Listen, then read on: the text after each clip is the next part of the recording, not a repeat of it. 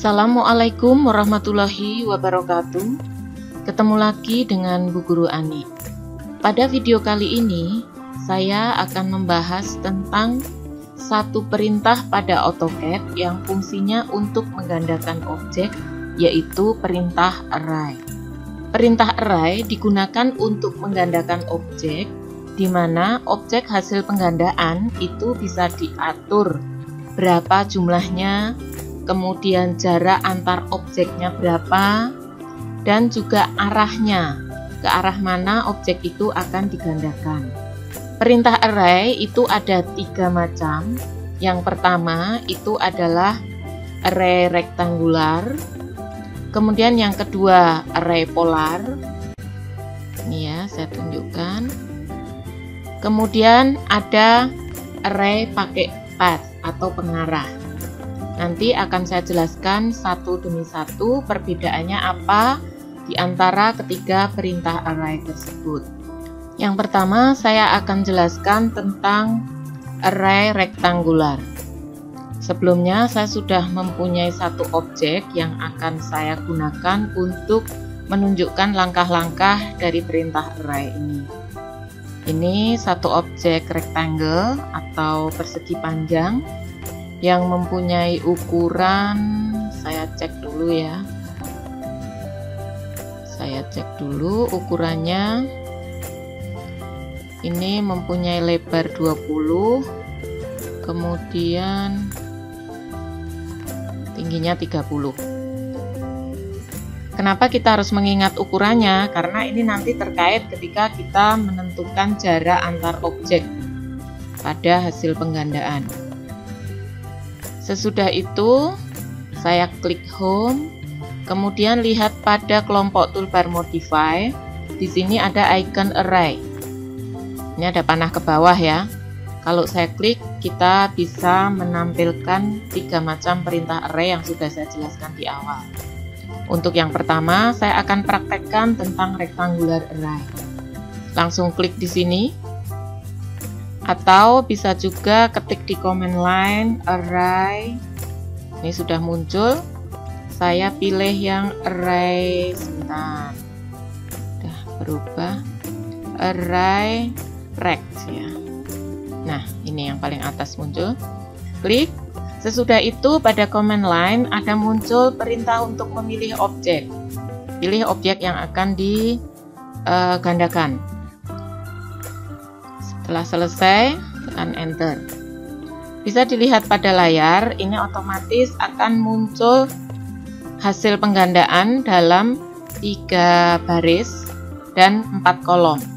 Nah, sekarang kita lihat pada bagian atas ini. Ini adalah pengaturan yang bisa kita lakukan terhadap proses penggandaan tadi.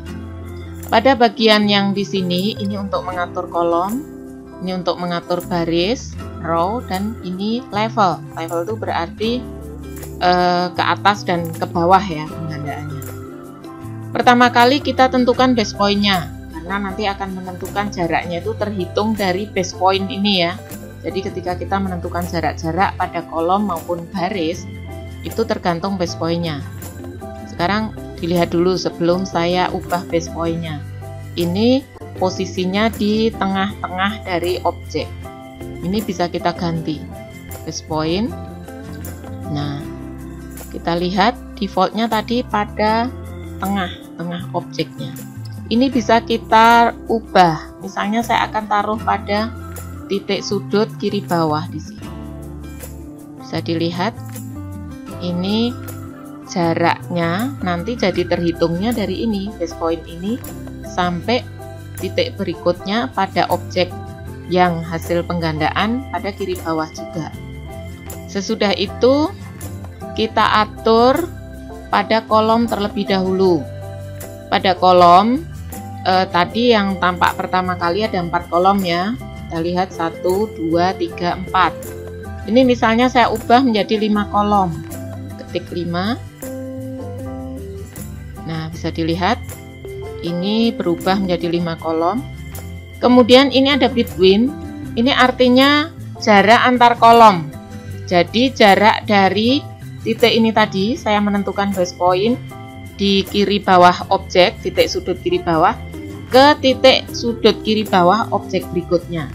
Bisa dilihat pada layar muncul angka 30. Ini adalah jarak antar kolom yang bisa kita atur di sini. Misalnya ini saya rubah menjadi 40. Nah, dia akan semakin jarang. Kita perlu mengingat ini tadi objeknya lebarnya berapa. Karena misalnya ini tadi kan lebar 20. Kemudian jarak antar kolom saya tuliskan 10. Maka titik sudut objek berikutnya dia masih akan berada pada objek ini. Misalnya saya rubah menjadi 10 ya. Biar dilihat perbedaannya. Nah, bisa dilihat ini bertumpuk karena lebar objeknya tadi 20. Kita menentukan jarak antar kolomnya 10, maka dia akan bertumpuk. Saya ubah lagi menjadi 40, enter. Kemudian pada bagian ini total ini artinya jarak total dari kolom pertama sampai ke kolom terakhir. Jadi di sini ini pengaturannya. Kalau kita sudah mengatur pada bagian between, yang totalnya ini otomatis. Kalau ini 5, kemudian di sini between-nya 40, otomatis dia akan menghitung 5 kan. Jarak antar kolomnya 1, 2, 3, 4. Otomatis 40 ini kali 4 karena ada jarak di sini 4 kali. Tetapi bisa juga kita mengatur pada totalnya. Kalau totalnya yang kita atur, jarak antar kolomnya otomatis dia nanti akan muncul. Misalnya ini saya rubah menjadi 150 ya totalnya. Kemudian saya tekan enter. Nah, otomatis between-nya atau jarak antar kolom dia akan menjadi 38. Jadi seperti itu kalau kita mengatur kolom. Yang berikutnya kita akan atur pada baris. Prinsipnya sama. Nanti di sini ini row yang pertama, baris pertama ini adalah jumlah barisnya. Misalnya ini saya ganti jumlah barisnya menjadi 6 ya. Tekan enter. Nah, kemudian bisa dilihat ini menjadi 6 baris. Between itu sama pada kolom, ini adalah jarak antar baris. Kita mengaturnya juga harus mengingat tinggi objek tadi biar tidak bertumpuk. Dan ini total itu adalah jarak antara baris pertama sampai baris yang terakhir. Tinggal kita pilih mau mengatur between-nya atau totalnya, karena dua hal ini pengaturannya cukup salah satu saja, yang satu nanti akan menyesuaikan. Tadi tingginya saya buat 30 ya objeknya. Ini misalnya saya ubah 40 saja between-nya. Enter. Nah, dia akan jadi semakin rapat. Sesudah itu kita bisa mengatur level. Level itu berarti banyaknya objek ke arah sumbu Z ya, ke arah sumbu Z. Ketika nanti kita tampilannya masih dalam posisi seperti ini, nanti tidak terlihat. Misalnya pada level ini saya tuliskan 3 ya. Jadi nanti ke arah sumbu Z akan ada 3 lapis. Nah, kemudian between-nya itu juga sama, jarak antar lapisan. Misalnya saya buat 10 saja. Nah, ini jadi totalnya atau jarak antara level pertama sampai level terakhir itu menjadi 20. Pengaturannya juga cukup salah satu, kita atur between-nya atau atur totalnya. Setelah selesai diatur, kemudian terakhir tekan enter. Enter. Nah, kok tampilannya seperti ini, Bu? Yang level tadi tidak terlihat, padahal tadi dikatakan bahwa level itu mengatur posisi objek pada sumbu Z. Untuk itu kita harus tampilkan view-nya pada arah 3 dimensi atau isometri ya. Ini caranya klik di sini ya pada view. Kemudian pilih salah satu di antara ini. SW isometrik, SE, NE atau NV. Saya pilih salah satu. Nah, bisa dilihat ini ke atas ada 3 level, 3 lapis. Tadi saya aturnya 3. Saya kembalikan ke posisi tadi. Selanjutnya saya akan tunjukkan perintah array yang berikutnya, yaitu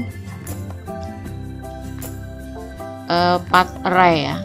Untuk itu saya perlu membuat gambar objek yang akan digandakan.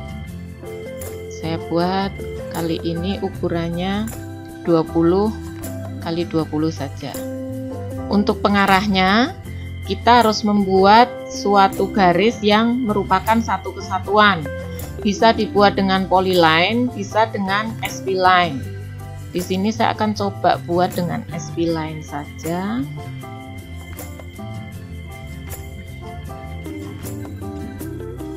Segini saja ya. Dan enter. Kemudian ini saya tempatkan pada bagian ujung dari pengarah. Jadi path array itu nanti akan menggandakan objek mengikuti pengarah ini.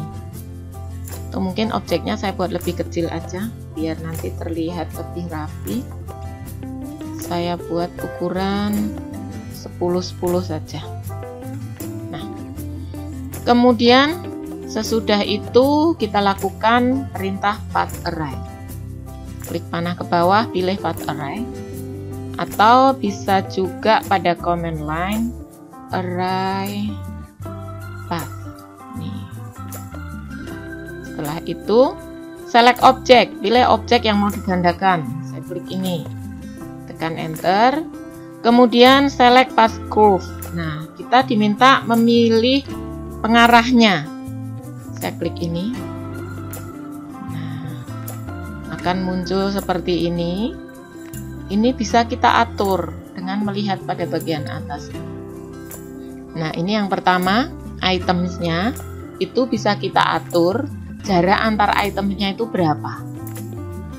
Misalnya ini yang muncul adalah 15. Misalnya ini saya buat lebih lebar ya, saya buat 30. Enter. Nah, dia lebih lebar kan jarak antar objeknya. Kemudian row ini nanti akan membuat objek ini dalam berapa baris. Misalnya saya coba ya, saya ganti dengan 2, bisa dilihat. Nah, terlihat ada 2 baris, tapi arahnya tetap mengikuti pengarah yang tadi sudah saya buat. Kemudian between ini artinya jarak antara baris pertama dan kedua. Ini berapa? Misalnya saya buat 30 ya, kita lihat seperti apa. Nah, dia akan semakin jauh jaraknya. Kemudian misalnya ini saya buat menjadi 3 barisnya, nanti akan terlihat. Nah, ini ada 3 baris dengan mengikuti pengarah yang ada, dan jarak antar barisnya ini 30, totalnya menjadi 60. Total itu adalah jarak total dari baris pertama sampai baris terakhir. Kemudian di sini ada level, sama seperti tadi. Level itu menunjukkan penggandaan pada arah sumbu Z. Saya buat level ada 2, jaraknya saya buat agak tinggi aja ya, 40. Sesudah selesai kita mengatur 3 hal ini, langsung tekan enter untuk mengakhiri. Pada arah sumbu Z kita bisa lihat di sini. Nah, saya lihat dengan view SV isometrik. Nah, ini kan naik nih, ada 2 levelnya. Selanjutnya yang ketiga, saya akan tunjukkan bagaimana langkah-langkah melakukan array polar ya, atau polar array. Pertama kali saya buat objeknya dulu. Saya pakai rectangle lagi dengan ukuran 10 kali 10. Nah, di sini saya akan buat satu garis bantu karena array polar itu kan hasil penggandaannya nanti berputar, membentuk lingkaran yang sudut perputarannya bisa kita atur.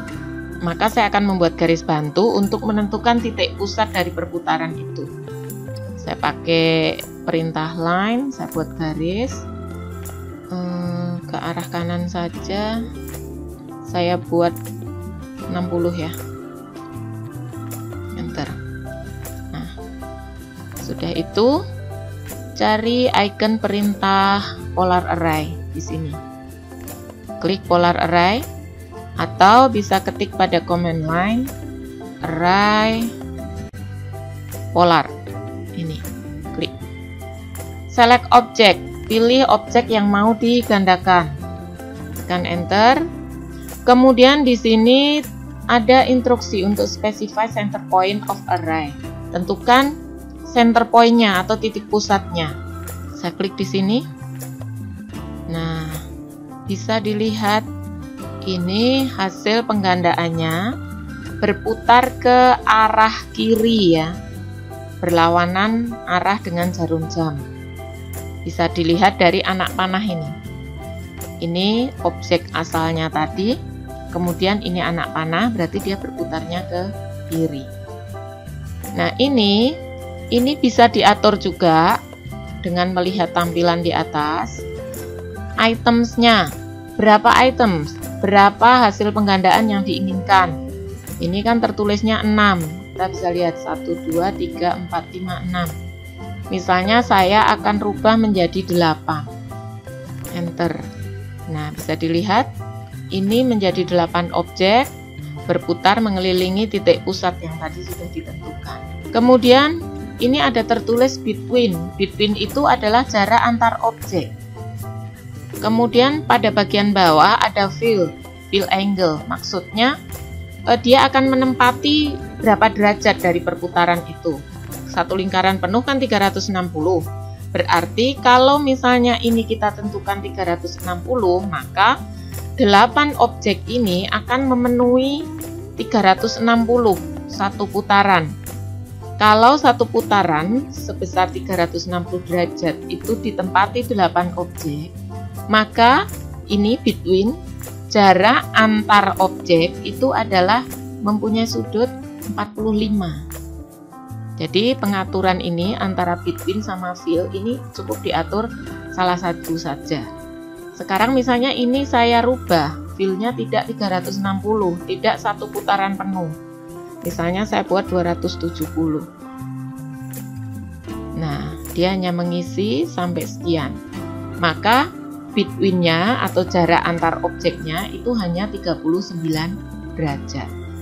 Kemudian di sini ada pengaturan row atau baris. Ini kan hanya satu baris ini.